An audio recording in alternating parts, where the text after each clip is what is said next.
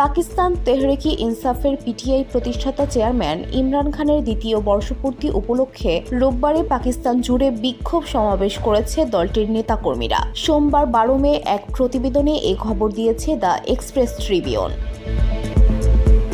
পেশোয়ারে অনুষ্ঠিত এই বিক্ষোভে অংশ নেন সংসদ সদস্য সান্দানা গুলজার, সাবেক ডেপুটি স্পিকার মাহমুদ জান, শের আলী আরবাব, ইরফান সলিম, ফয়সাল জাভেদ, শের আলী আফ্রিদি, আসিফ খান, কামরান বাংশ, সামি খান, আলী জামান ও ফজল ইলাহি। তারা সমাবেশে বক্তব্য দেন।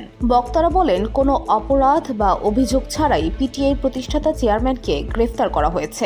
আদালত থেকে জামিন পেলেও তার বিরুদ্ধে একের পর এক ভিত্তিহীন মামলা করা হচ্ছে। তারা আরও অভিযোগ করেন, প্রতিষ্ঠাতা চেয়ারম্যানের ওপর চাপ সৃষ্টি করতে তার স্ত্রী বুশরা বিবিকেও গ্রেফতার করা হয়েছে।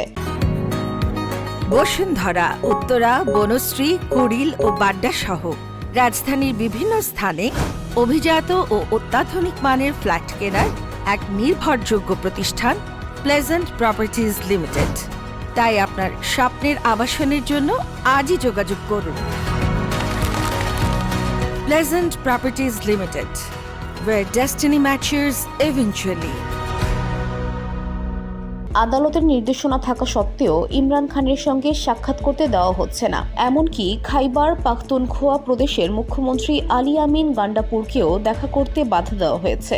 বক্তারা বলেন, সরকার পিটিআই চেয়ারম্যানের জনপ্রিয়তা কমাতে চাইলেও তিনি এখনও দেশের সবচেয়ে জনপ্রিয় নেতাদের একজন। তিনি যদি আজ মুক্ত থাকতেন তাহলে ভারতের আগ্রাসনের বিরুদ্ধে জোরালো কণ্ঠ হতে পারতেন। তারা পাকিস্তান সেনাবাহিনীর প্রতিক্রিয়ার প্রশংসা করে বলেন, ভারতের ভুল ধারণা চূর্ণ করে দেওয়া হয়েছে যে পাকিস্তানে হামলা করে পার পাওয়া যাবে। বক্তারা বলেন, দেশ মাতৃকার প্রতি ভালোবাসা থেকে সেনাবাহিনীর পাশে রয়েছে PTI. VOD Bangla news desk.